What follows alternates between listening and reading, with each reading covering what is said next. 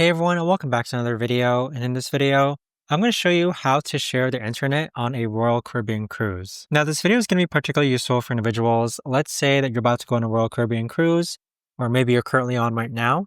How do you actually go ahead and share the internet? So I recently came back from a Royal Caribbean cruise, and the way that it works is when you buy internet and you have the app installed on your phone, you want to go ahead and click on the app that says internet. So it looks like this here. This was the only image I was able to find on the internet.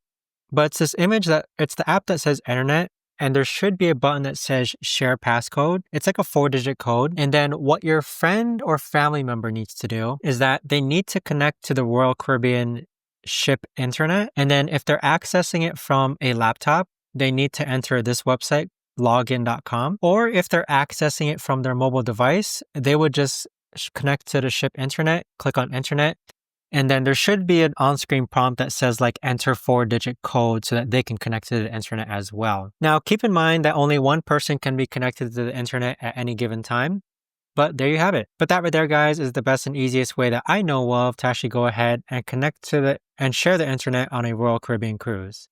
If you guys know of a better or easier way to actually do this, let me know in the comments down below. I would love to know.